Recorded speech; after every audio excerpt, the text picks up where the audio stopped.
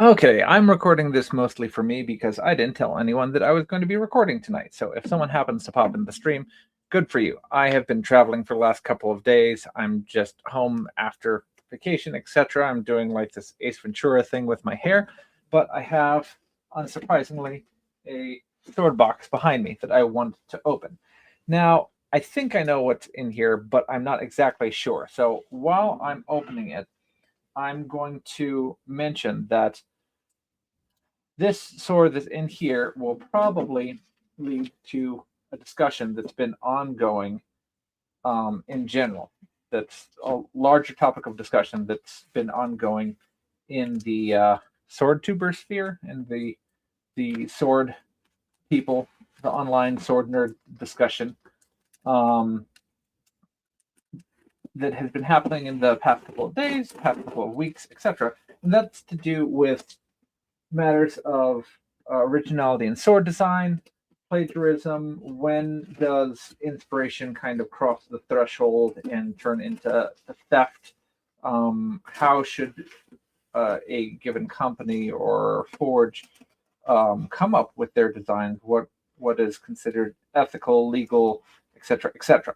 Now, a wonderful talk was just hosted by Matthew Jensen on his channel, hosted live, featuring Craig Johnson, Matthew Johnson, um, and John Swartz. So I am going to post a link to that discussion below this video here. And everyone who's interested in this topic absolutely needs to go and see that discussion, because it is not a simple, this is not a simple, we're going to draw the line in the sand here and that's going to be the end of it. No, it's there. This is a complex field, a complex industry. There's many different people. The experience that you get in one side of the world is going to be a completely different experience that you get in a different side of the world. I think that what Matthew Jensen did was good because he had two Smiths, he had himself, and he had John all there talking about the topic from different perspectives, and that helped foster a lot of really good, important discussion, especially because the concept which they were talking about primarily, which is sword designs being copied, plagiarized, and having inspiration taken from, and swords being developed from, were in large part being done directly from, let's say, Peter Johnsson or from Arms and Armor. So the offended parties were right there to voice their opinion on it. But again, we could bring in even more people. We could bring in representatives from places that are making semi-custom work, that are mass manufacturing swords. So this is a idea and a concept that has far-reaching ramifications. And what I'm about to open up potentially is going to not only be the nexus for some of these discussions, but also have implications for how we go forward. So this is a sword I got from Azure Forge. And in some ways, this is part of the reason that this discussion has come back to the forefront. So this is not a new topic. So this has been a topic that's been discussed by swordsmiths for not even months, but years. This has been an ongoing discussion. The idea that if someone creates a sword or creates a design, not only are there potential legal ramifications for for going and trying to copy it, but this is a not only an ethical thing, but just a polite thing. The swordsmithing community it's pretty small, and it's considered a pretty impolite move if you've taken the blood, sweat, and tears, the time to make the contacts at the location where the original sword is being held. You spend money out of your own pocket to go and take all of the measurements, to do all the research, to develop the sword, to develop the design, and then release it, only to have someone come along and make a cheap imitation of it. So what is this? This is a sword by Azure Forge. And Azure Forge is a reasonably new player in the sword reproduction market. They're based in China, in Longchuan, China, and real fast they have been trying to develop a sword for a little while based on one of the swords of Henry V. There are a couple swords of Henry V. I got wind of this before it was already produced, but that's a tale for a different time. Now, once the sword was produced, they were able to send out samples to a couple of reviewers. And very quickly, it was learned, as soon as the reviewers held it in their hands and took a look at it, that it bore striking resemblances to another sword that's of the same type of design as the most famous version of Henry V's sword in Westminster Abbey, and that is the Albion Kingmaker, which is another Oakshott type 18 arming sword blade. So, I have to give credit to my buddy John from Buy the Sword for not only being in touch with me, but also the work that he did kind of behind the scenes on this. So this feedback went back to Azure Forge right away, and they could have, taken that a couple of different ways. They could have said, it's just coincidence, or, oh, no, you guys are wrong, or what have you.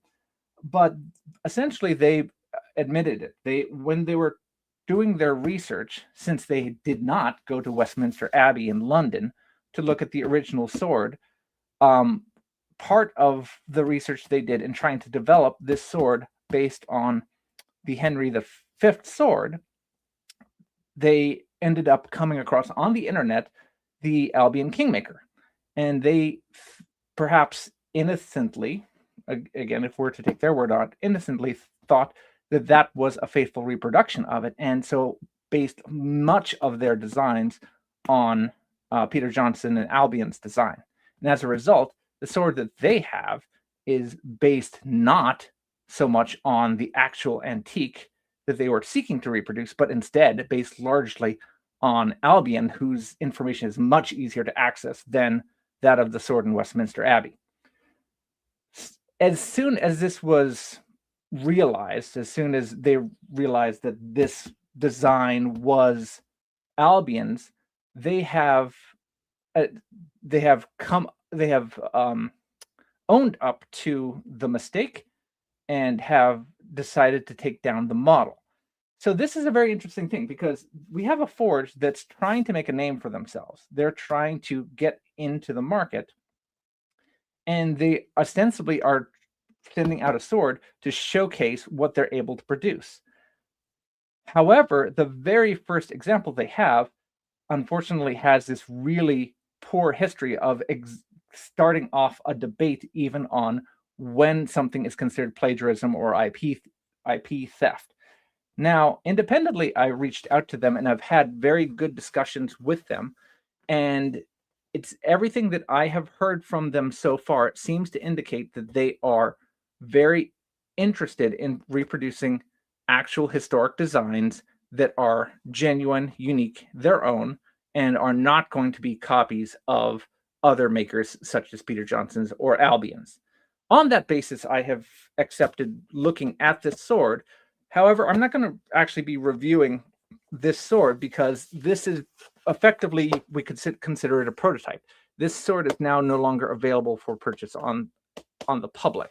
So I'm going to open it up, and I can look at things like, for instance, how the company packs the sword, how the company is able to execute, the edge, the grip, things like that.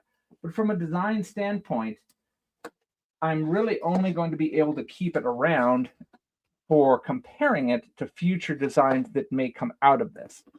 So for right now, it's a kind of unusual situation. I believe I'm always willing to give people the benefit of the doubt. And if they say it was a mistake, we messed up, let us make it better, I am willing to give people that opportunity to show that they can make it better. So this is how it is packed. It is packed very securely. I like all of this closed cell foam that several of the companies are doing nowadays. It comes with a really handy dandy design card on here. Again, very unfortunate that apparently these designs that they've spent so much time on are basically cribbing directly off of Peter Johnsson. And then we have both the scabbard, which pretty nice. It's very neatly tucked in. Don't see anything egregiously wrong with how the scabbard is executed.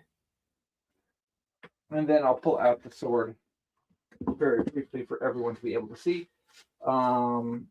It has a couple of ties on it.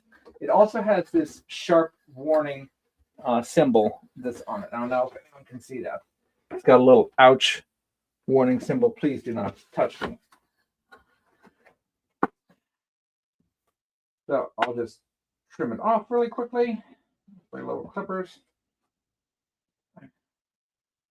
1 and 2 and 3. There we go. And here comes the blade. It's got a rubber tip. Now, here's something to be careful of. I occasionally will pack swords with little tip guards on them.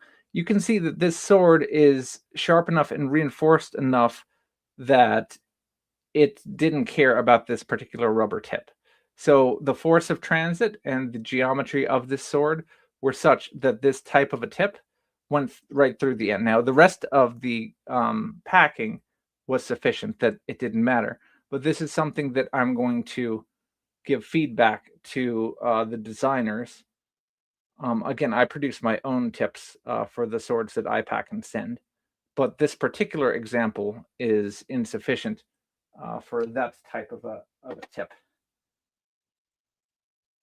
And here, I'll pull this all the way off. Okay.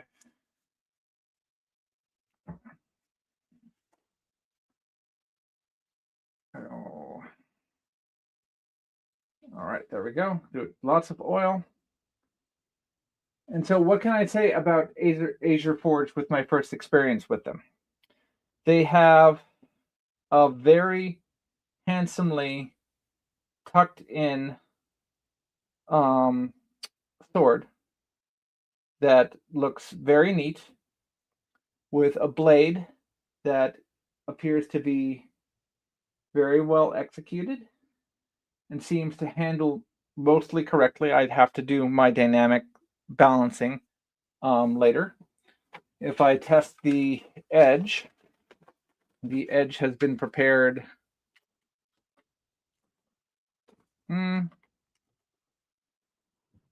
sharp. It's biting into paper. It is not crazy sharp, but definitely sharp, and it definitely looks like the source material. So in this case, they admitted to basing the designs largely on the Albion Kingmaker. I don't think that if you had the Albion in front of you and this sword, you would confuse the two. But at the same point, anyone who looks at this, so let me see if I can do this here. Give me 1 second. Maybe I can share this with everyone if my computer will allow me. So here is a study I was recently doing looking at antique swords. You guys can take a little peek behind the curtain. If I can grab this real fast. I don't know how many of you are interested in this, but I find it interesting, and it's my channel, so you guys have to suffer. How do I get this one off? I need to see all of my designs. Oh my goodness gracious. Yeah, this one can go off too. So if we pull the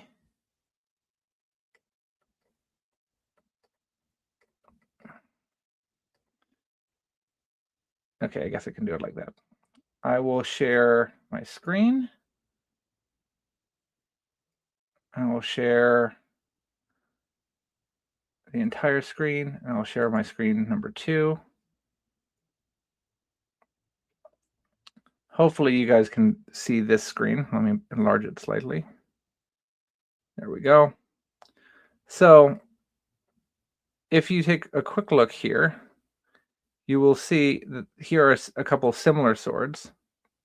Here is the Albion in the middle. Here is the sword I'm looking at right now. And here is a similar type 18C in the Windless Armory. And if you give me 1 second, oh, you know what? I don't have the Westminster Abbey sword as an example, but the Westminster Abbey sword is going to be much closer in size to, let's see. Oh, here's the Westminster Abbey sword. I actually do have it. How do I grab both of them?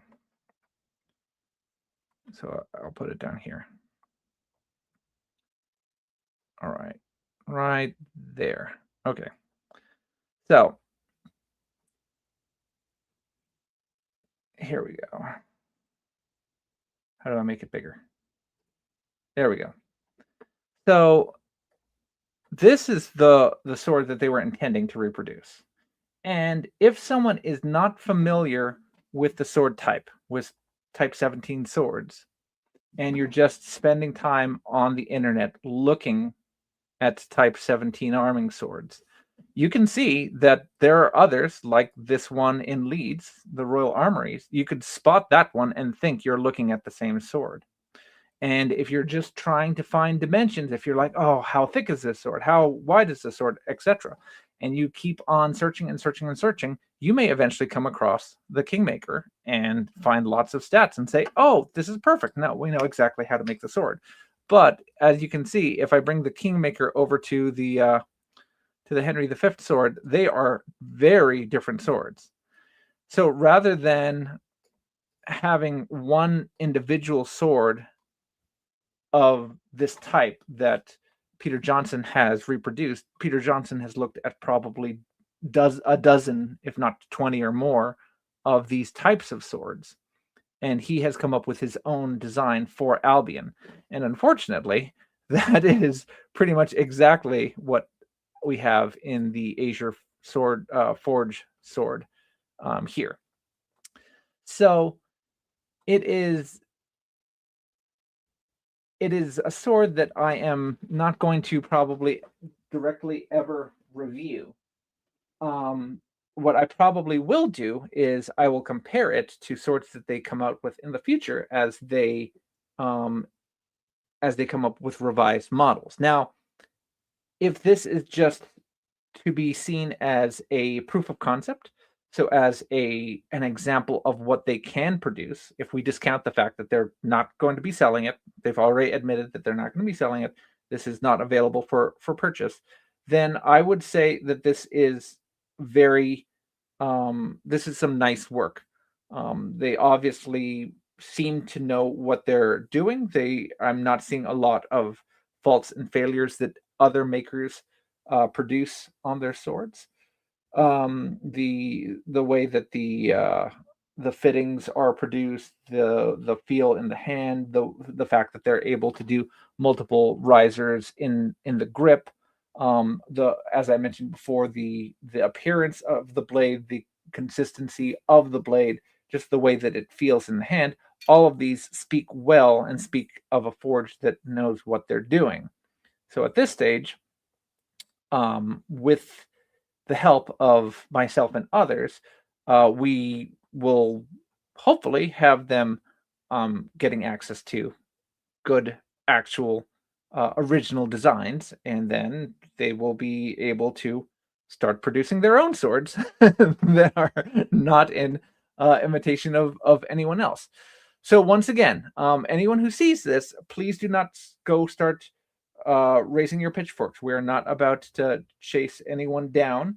as a result of this. They've already done a mea culpa.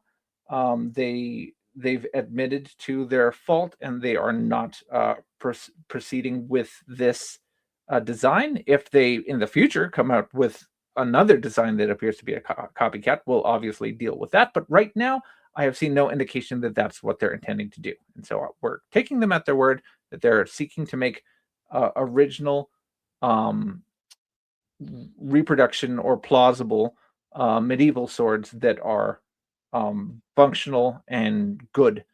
Let's see if we can't help them do the research. That's at the end of the day, that's what I like to do. I like to do research on original swords, and I like to help people who are trying to bring them back to life, make their swords more like original swords, and hopefully all of us will be able to reap the benefits of that. Let me see, just do a quick test to see how it sits the scabbard. Let's see how we're doing over here. A little snug, but I have to be careful because it's real sharp there at the end. Ooh, it's a little snug, but that may be on me rather than on them. That might be my temperature there. I'll just leave it like that. So it's sticking out very slightly at the end over there. I'll give it a couple of days to get used to my environment before I pronounce if the scabbard is too tight. Let's see what comments we have over here. Jay David says, hopefully they'll listen to feedback. Chinese forges seem to be getting better at that over the past few years. Yeah, I mean, there's obviously a spectrum. I think that there are those that are not interested. They do things their own way, and that's it. Some of them are, if anything, kind of hostile to how they talk to their customers for whatever reason. That's their prerogative. And others are very, very good, especially the ones that seem to be kind of stretching their expanding what they're used to. So obviously the ones that are getting into things like Western swords, or swords that other than Japanese swords or what have you, just they're operating in a sphere that they're not that familiar with. They might need to rely on feedback from other folks, either the consumers or folks that just have more experience in working in that field. And usually they are, in my experience, pretty good at listening to that feedback, and that in the end will hopefully be better for everyone. I see that David is in the stream also. Hope you're having a good evening, David. So this was a little bit of a short one and a little bit long on talking because, again, I wanted to chime in. And to anyone, again, who had missed Matthew Jensen's stream with John and Craig and Peter, I'm going to make sure to include that link in the description of this live stream on my channel so that anyone who missed that discussion will catch that, because that's a very valuable discussion to the whole topic at hand that we're talking about here today. So I'm cautiously optimistic about how Azure Forge will do going forward. Again, as far as their ability to execute on a design, it seems to be good. We just need to make sure that they have the right designs. Let's put it that way. That's the name of the game as far as I'm concerned. While I'm here, does anyone in the stream have any questions or any other points of discussion? It was a lot of me monologuing, and again, we didn't look at the sword too in depth. I probably will not ever do a formal review of it on my channel. I know a couple of my buddies also, again, they had received review samples of the sword before I did. It's possible some of them may review it. I'm not sure if they will. Again, since it's effectively just a prototype or a discontinued model, depending on how you are looking at it. So I'll leave that up to each of them as to if they're planning to review the sword.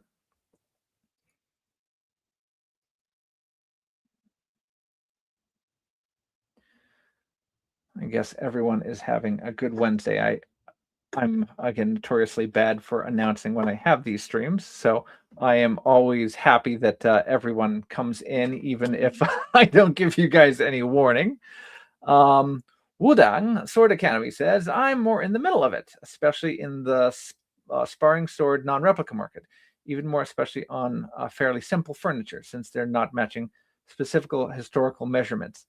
So yeah, in the stream they do talk about that. So there's definitely, I think there's something to be said about generic swords.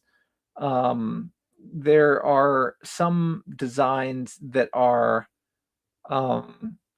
very I don't know if you want to say mix and match is the right word. So you get this more in certain cultures. So for instance, in Japanese swords, where the blades in the furniture swap out.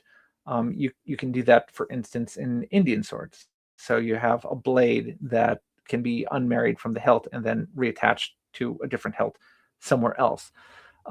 We see less of that in Western swords, and by comparison, we have much fewer Western swords if you're talking about a specific time period. So if we go forward in time to, let's say, the 17th, 18th, 19th century swords, that is less of an issue because we have how many versions of like the 1821 saber do we have? We have scads of them, but we may only have a single example of a falchion surviving in France from the 13th century.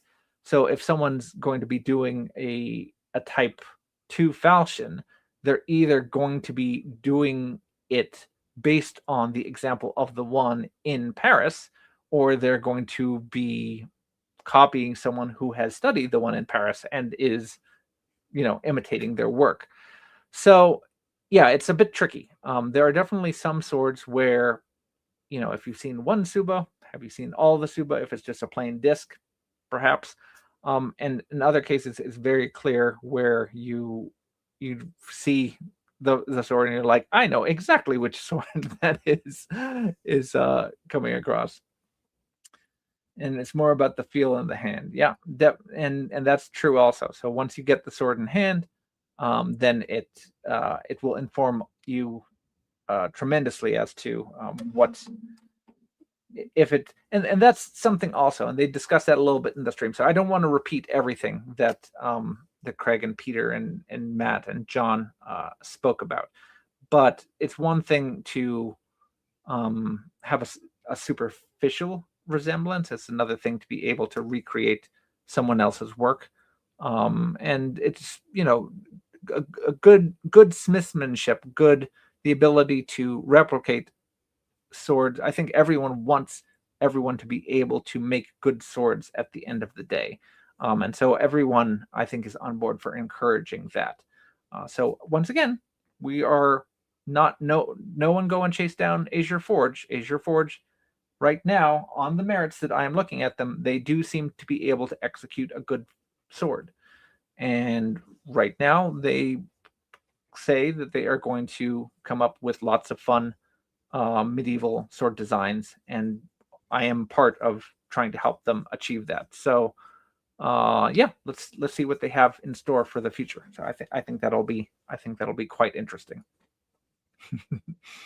good points, Shifu at Udang Sword Academy. So Matthew Jensen's over here. They do seem to make a decent sword. I hope they find their stride. Hey, Matt. Yeah. I hopefully the one that you got looks similar to the one that I have. So I have it over here. And my only comment right now is it seems to not be going into my scabbard. I'm going to quickly flip it around just in case there's asymmetry involved. Oh my goodness, it's not going out. It's been sitting in my house for the better part of half a week waiting for me to come home.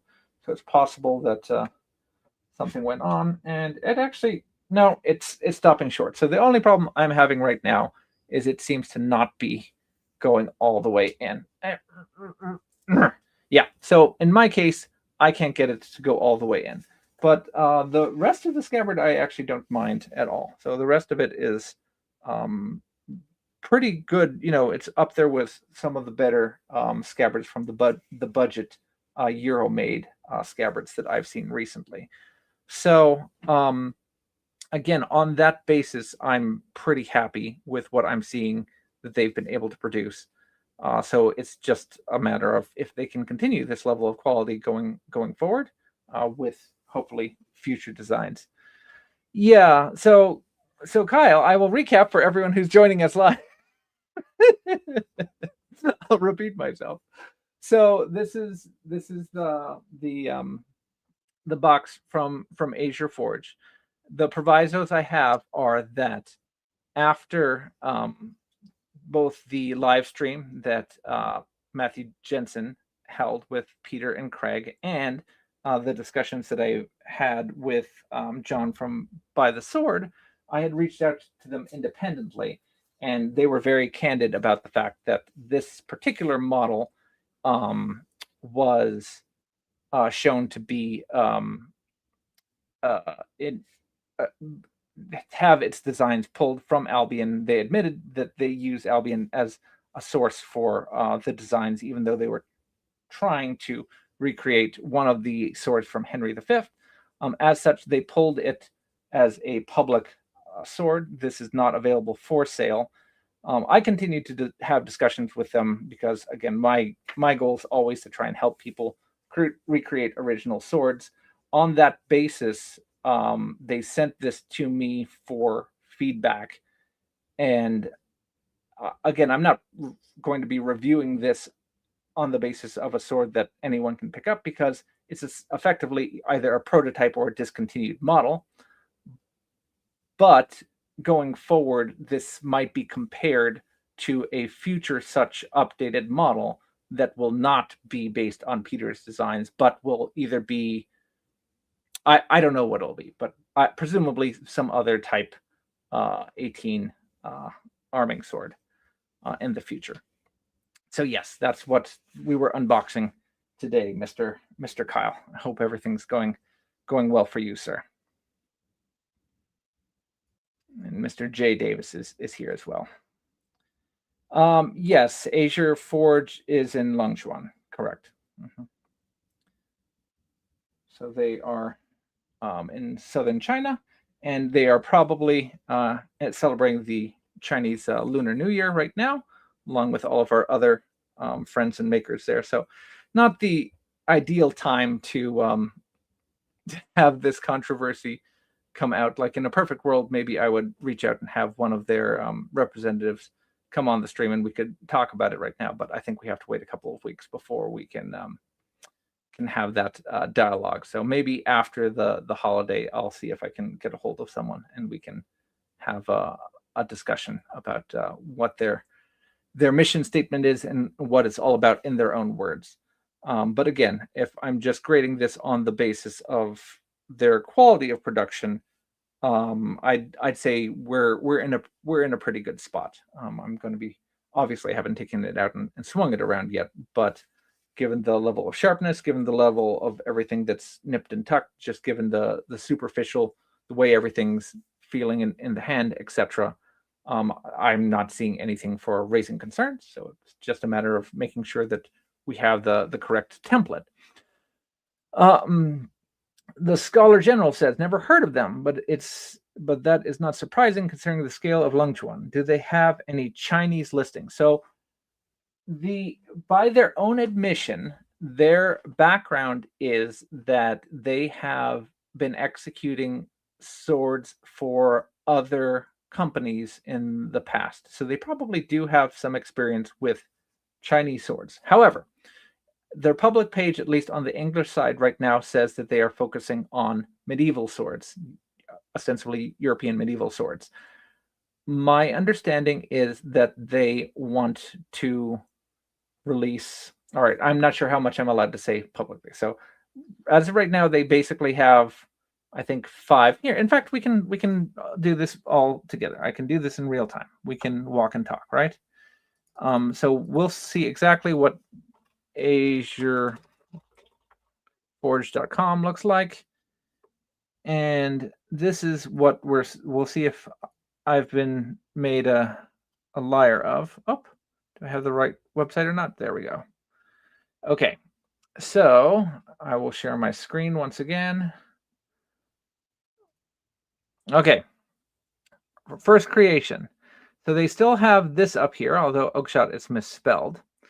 Now, if we go on Henry VIII, you'll see that it's listed as sold out. So as they had promised, and again, when I reached out to them initially, I didn't ask them anything about, hey, is this a copycat sword or the like. They volunteered and told, even though I was asking an unrelated aspects about the sword design, they volunteered that it was brought to their attention that the sword had problems and that it was no longer available for sale, etc.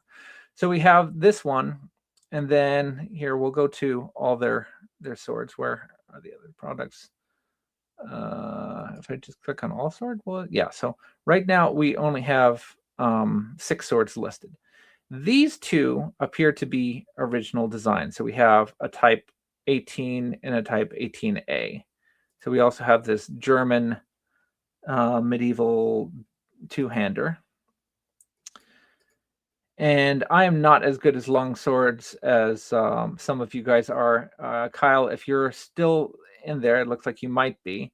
You can tell me if you've seen this particular combination of spiral hilted designs anywhere else. I mean, to me, this is, really late 15th, beginning of the 16th century in its overall form, but it's generic enough that I don't recognize that as being on any one thing in particular.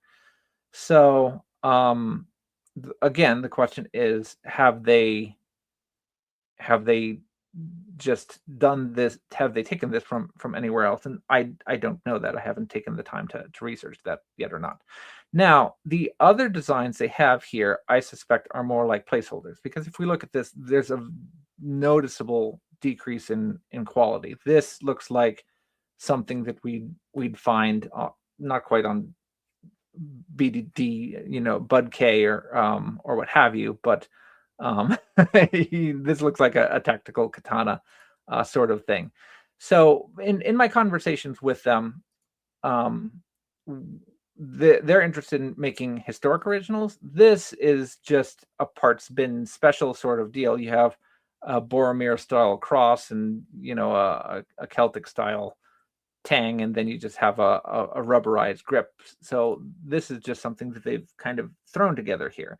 So my impression was, in discussion with them, these two swords are designs that they've been working on for a while, and these are just kind of product filler that they have.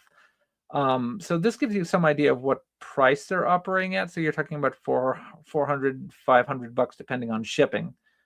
So to your question, Keith, it doesn't look like they have anything Chinese yet, but I don't know what they intend to do in the future. Obviously, these simpler designs, and these may still be functional backyard beaters, but you have things like, for instance, on this one, you have some very interesting design choices. You have a spiral ferrule and what looks like a hexagonal design. You have this weird flat with the fuller terminating before it. So, and a really chunky looking cross on there. So, yeah. So I'm not sure exactly what's going to be happening with that particular design. It's a little on the strange side as far as I'm concerned. But these two designs definitely look good. So all you guys who know more than me about longswords, Kyle says reminiscent of the Maximilian, but the guard is different, and obviously the blade is very different. Yeah, there's a type 18 family blade. The Maximilian is a post Oakeshott, kind of in the smallest of the the two-handed swords. It's like the world's smallest Zweihander. Jay says looks like the Schloss. We have Vic or John. Hey, whichever of the two guys it is, it looks like a blinged out Schloss. And Kyle also says very similar to the Schloss Erbach. So yeah, I'd be very interested to see how that one performs as well. It's also very interesting exactly how shiny the fittings are. That's another debate to be had at some point. It's funny because I think that Matt Easton has come out against certain types of finish on his product. He usually doesn't like the ones that look like stainless steel finish. In general, thanks to Albion in part, we tend to associate, I think, the kind of satin finish as being a very high end, sort of expensive sort of finish. But to be honest, in the medieval period, like this sort of mirror polish would have been like the expensive. That's what everyone would have really liked to go for. So we don't see as much of that, even though I think more people associate that with kind of the low end sort of cheap, you know, just like I'm not sure what the word is, but just a kind of tacky sort of look like you'd see on mall swords. I think that there is space for that, even though I can see how someone might not want to do it. That's very nice of them to post a naked blade. Not a bad tang. It looks like they even have nice rounded shoulders on there. More of you smiths, anyone who's out there, any smith or any shop, please post your blades in the nude. We want these risque shots of your sword blades. That would be great for us to see. And even furniture like this, like that is lovely. It does us the better so that Matthew Jensen doesn't have to smash the sword into pieces and then show everyone the leftovers of the sword underneath everything there. So I appreciate that, Azure Forge. And so they have a laser etched stamp as it's displayed there. I'm not sure if I can pull it out on my side. I'm so stuck now. I'm going to end up slicing straight through my hand. So on mine, I only have the little it looks like the Legend of Zelda, almost like the Triforce, and that's the only thing that I have on my sword. Alien Tude says that he thinks of his microwave when he sees the high mirror polish on his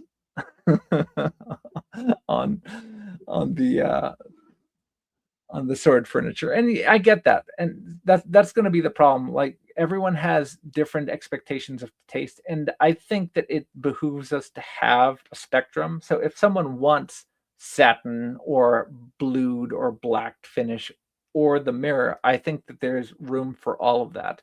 So there's no one right way to do it. If you like something, you should hopefully be able to find someone who can produce it for you, and then you'll have that and be able to show it off. I think Chinese sensibilities might prefer a little more bling. So yes, this is, for instance, a big issue I know that they had with LK Chen. So for those of you who didn't see, here was the beautiful custom job that unfortunately LK Chen doesn't allow most people to get. So this is this super beautiful custom scabbard and wrap that LK Chen produced for someone who had the right pull. And this type of sword, this very simple discard and ferrule, etc. This is what Mr. Chen himself is interested in producing, which is just kind of like the plain Jane standard run-of-the-mill soldier's weapon.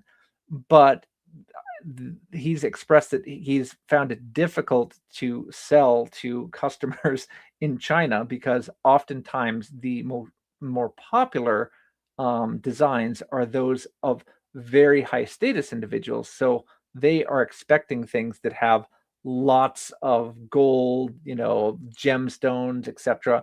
So prior to LK Chen being on the market, a lot of the reproduction Jian and Dao were the very, very gaudy high-end examples, obviously done at a lower price point. And so you have imitation versions of all of them. And those swords didn't handle particularly well. They looked kind of cool, so they're great as hip candy, but they didn't really have any attention paid to how they handle. Mr. Chen does it kind of the opposite. He's much more interested in making a sword that actually functions like a sword and not necessarily having it look as expensive as an imperial piece, as a sword of an emperor. He's starting to dabble in that. He's got a couple very high-end examples of swords, but yeah, it's that's to some degree different than what we have in the West. Obviously, the you have producers like Mardo in Spain that will continue to produce what on paper look like very, very impressive, very showy, very intricate, very gaudy pieces, and people do still buy them. But once you get into the actual people who are interested in swords, I think that the more austere look is more popular, if only because that's what we can afford.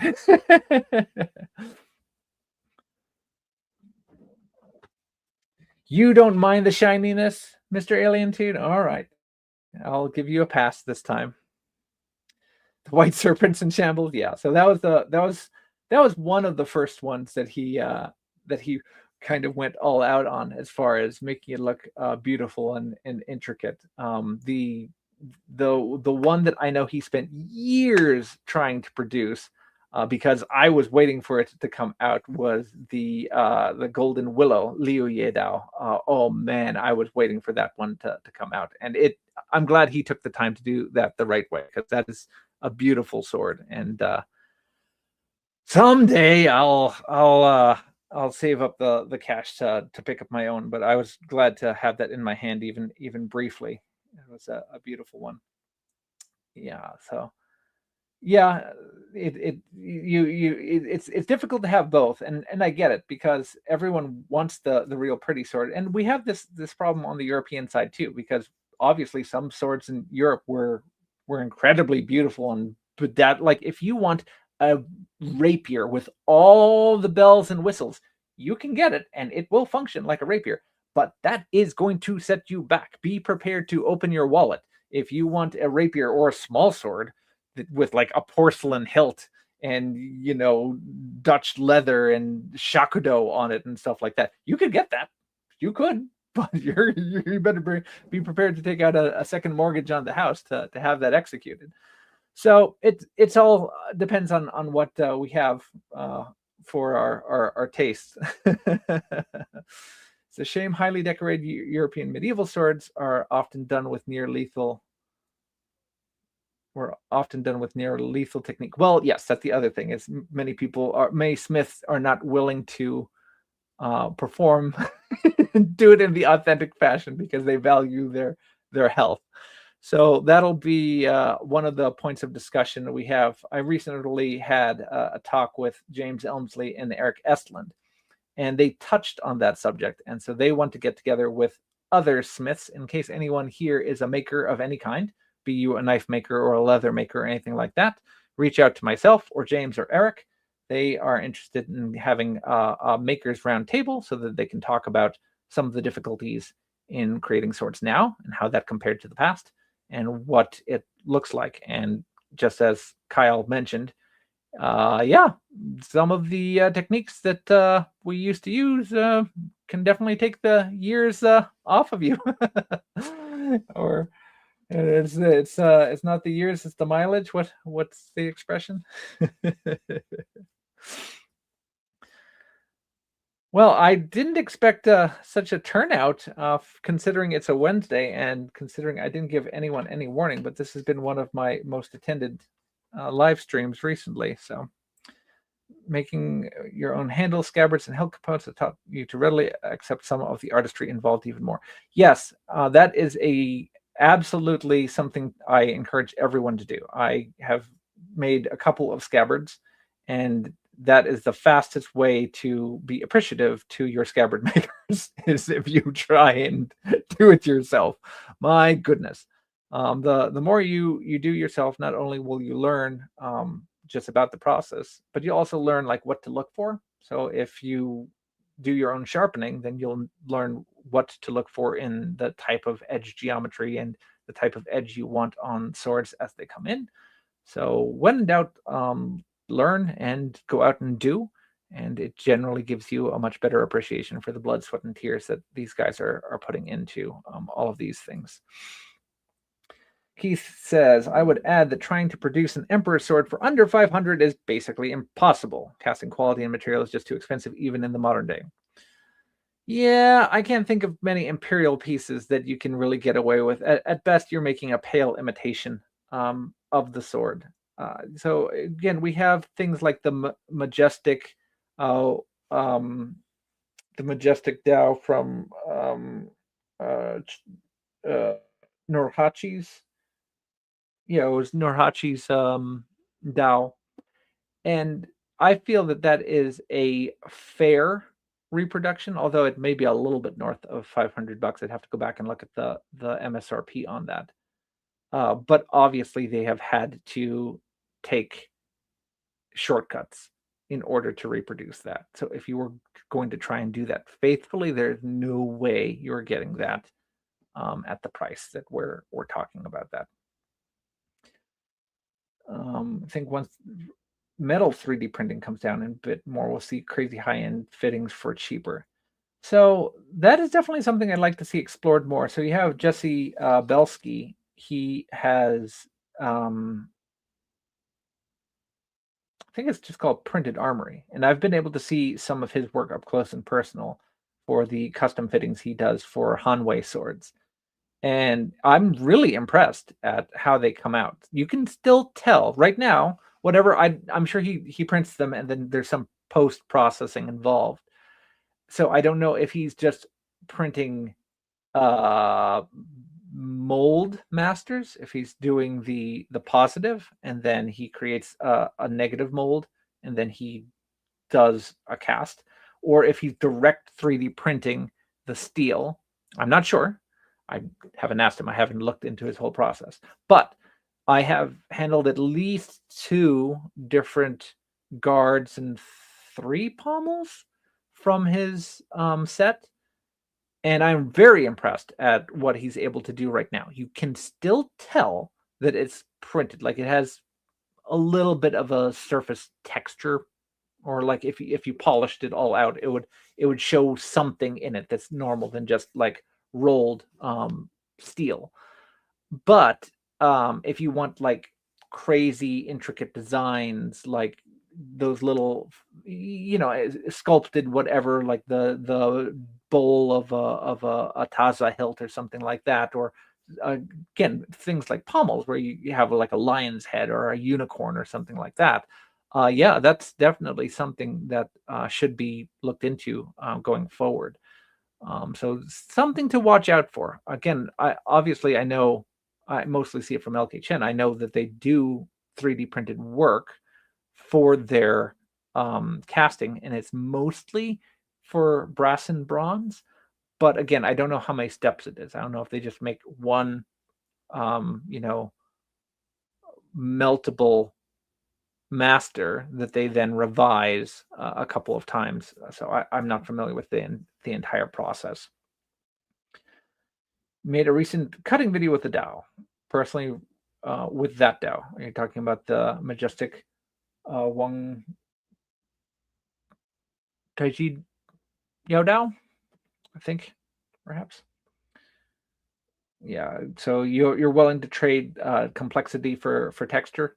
I could see a lot of people that would be willing to trade that. Yeah.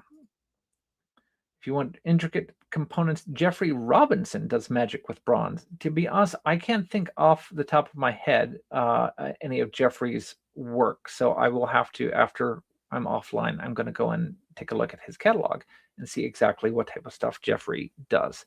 So shout out to Jeffrey Robinson. Everyone on here, make sure you go and check out some of Jeffrey Robinson's work. All right, I got probably another couple of minutes. So for anyone who came late, Azure Forge. This is the design card, which I think is really neat. Once again, they have already admitted that they, I don't, maybe inadvertently is too strong a word, but in the end, this sword ended up being largely inspired by the Albion Kingmaker. As a result, they're not allowing this model to be sold. They are going to be revising this sword and making sure future swords do not have any are not based on designs from other sword makers. The example that I have here, I am not planning to do a direct review on, although I perhaps will review it alongside future revised examples. I saw either Peter Johnsson and Matthew Johnson in here. I'm not sure if those guys are planning to review their swords. If they are, maybe you can check out their channels and see what they think of it. But as this being just a testament to what type of output Azure Forge is able to produce, right now I am very impressed. I think that they seem to be able to execute quite nicely.